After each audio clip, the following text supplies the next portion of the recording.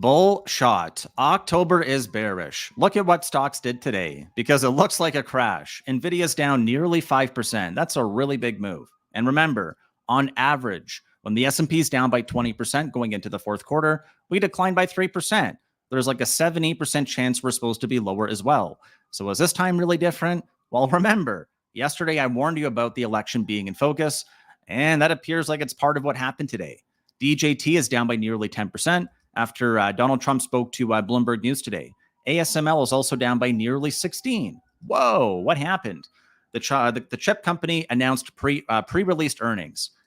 And they're basically saying that they're warning about weaker demand in China. Okay, sell the stock first, ask questions later. And then overnight, this also didn't look all that good. U.S. weighs capping export of AI chips from NVIDIA and AMD to some countries with a focus on the Middle East, but not sure if these will be imposed during Biden's term, which really means that this is becoming an election issue. There's like 21 days to the election. Look at NVIDIA, declining by 4.5% and down in after hours. AMD, not much better, down by 5%. So as we look at the heat map here today, like it was quite a few things selling off. UNH was down on its earnings of its own, again, lowering guidance. Energy stocks are down. And we also note that chips are down. So, ouch. Also note we got a pretty big smack on fear and greed from 76 back down to 70. Okay, more news, right? With a big focus going into the election here. So, right, there's the big man right there, the big Don. And the EU readies U.S. trade targets if election brings Trump tariff. So everyone's getting ready now, right? There's a lot of headlines overnight about all this. There's only 3 weeks to go. Trump says Pennsylvania's top focus on election night. There was a really wide-ranging discussion between these two men. This is the Bloomberg News anchor, and then Donald Trump. I actually think he did pretty good. I actually think he did a pretty good job today. Please make sure you watch all the way until the end as well, because I got 2 hot tips for you. And this is after I mentioned BW about a month ago. Man, the stock's been El Fuego. It's up by 139% from the low ones all the way up to nearly 3. Oh my God, what a stud. And then we look here to Oklo, the stock that I mentioned yesterday. It opened up and went down and filled its gap. Now it's up by 16%. Oh my goodness. So make sure you watch until the end for those 2 hot stock tips. All right. So here's the part I want to remind you of, that the only thing that's for sure is that nothing is for sure. And as we go closer to the election, the odds just mean that we're going to get some volatility. Fed's rate cut sends already stretch valuations even higher. Remember, we're already due for a correction. We've been overdue for a long time, though. On average, every 172 days, stocks decline by 10%. So far, it's been how many days here? It's been 288 days. We're nearly overdue by 2x. So when it rains, is it going to pour? Well, so far, stocks are actually doing pretty good into earnings. But let's look at one here in particular. Let's look at Citigroup. Why? Because they actually beat earnings today, but they actually went lower because I think a lot of this already got priced in. So look at what happened today. Oh my God, nasty candle. So it rallied into earnings with the other banks. It gapped up and then sold off. It didn't do anything bad either. It just looks like a lot of it was priced in. Thankfully, I exited my position yesterday as well.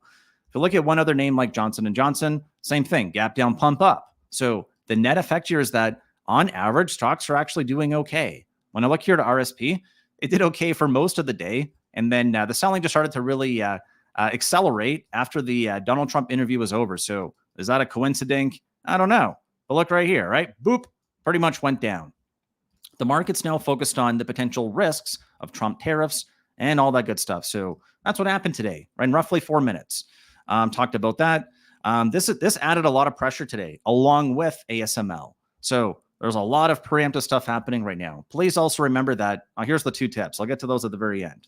So now what I want to remind you of is that we're going to go back in time here to our weekend review and basically just remind you that there's a lot of things we want to be mindful of. Are we still above the beach ball? That's 565. Yes, we are. We'll come back and look at that. Is this an early stage of a bull market, or is it the top? Bears are going to say it's the top. Bulls are going to say we're 2 years right now into a bull run that lasts an average of 5.5 years. Is it 1995? Well, today it doesn't feel like it. Let's look at a couple quick charts to show you that as well. Looking here at, let's look at QQQ first. Looking at QQQ, yesterday I said, I think the chart's maxing out. And that's exactly what it looked like it was doing, right? Right here in the top of the triangle. It's still pointing up, but like, woof, from high to low.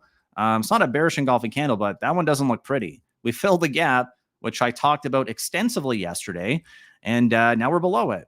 S&P also filled its gap, but Now the risk is that by losing this this yellow line, there's a risk we could come back down and test what? The beach ball. Is the beach ball going to stay above water? That's what I just mentioned here. So if we look back here to where was I here?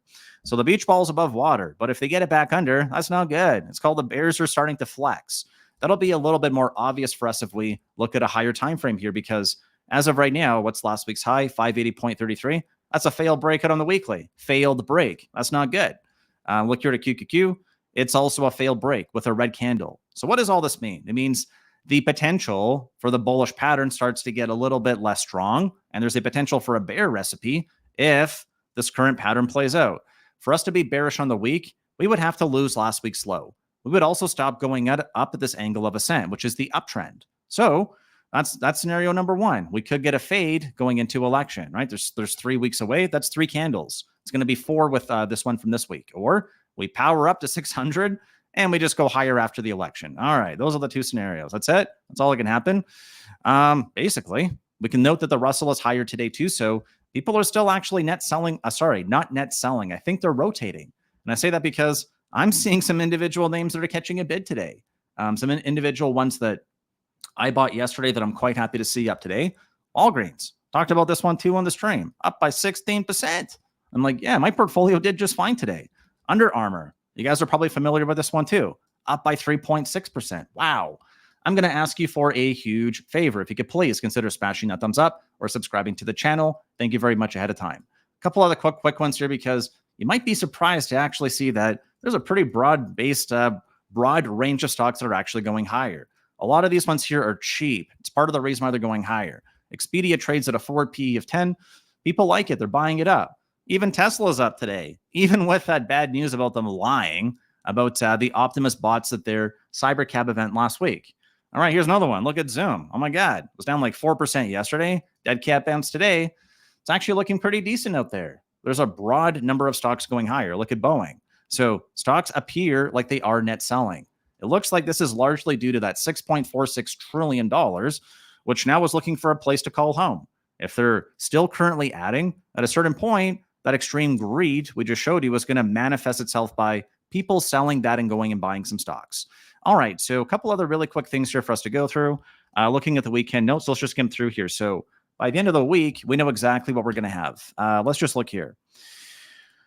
If the US doesn't do well, the rest of the world's already pretty a little bit shaky. This is Europe, right? We can see that, yeah, we don't need emojis. All right, get out of here. What do we have? Well, we're getting downgrades. And China is looking real shit right now, right? Part of my French, but oh my God, look at this chart. Gapping crap. Woof, right? We're expecting stimulus, but investors are selling first, asking questions later. This was a bull pivot off of the 200 MA. That's going to be the black line, 32.49, and a key relative low. That's going to be at 33.1. So, wow, all the way up, all the way down. Why does this matter? Invest in the best, forget about the rest, right? There's your ad for America, right? Big, beautiful America. Why? Stocks look pretty good. China looked pretty bad right now when it's down 5%. That doesn't look so hot. Nope. Utilities, probably in pretty close to a new record high. XLF, new record close. Oh, yeah, go America. Stocks are doing actually pretty okay today. Regional banks actually also going up. Emerging markets and everything else are getting hit along with China, though. So by the end of the month, we're expecting potentially more stimulus. And we talked about this one going through here. If the US starts to get a little bit more saggy, which means that we don't really do well into earnings, that's what we really have to contemplate here. It's why I want to see things like RSP continue to outperform. RSP was a stud today. It was looking good for a large part of the day. And then people just decided to sell, right? They de-risked. Same thing here with short sellers. I saw a very interesting article today, and maybe we can pick up on this tomorrow about how futures traders are absent right now. Let me see if I can pull that one up really fast here. A lot of other really interesting articles, but this is the one that sticks out to me here. And remember, we got that hot tip for you at the end of the show. So just make sure you stay tuned for a couple extra minutes here. All right, here we go. Sorry, there's a lot of news out today. S&P futures trading volume evaporates as records fall. What does that mean? People are not fighting this, but like they're not participating either.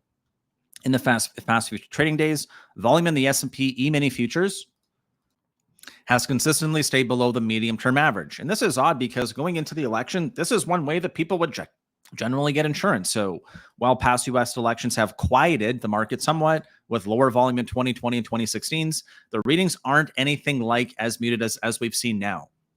What does that mean? I think everyone's holding their breath. Oh my God, who's going to win?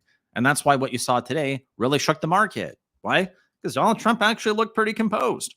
He actually answered fairly well, and he seemed like he wasn't all over the place. I'll actually give him a pretty good grade for today. Why? I think he did well.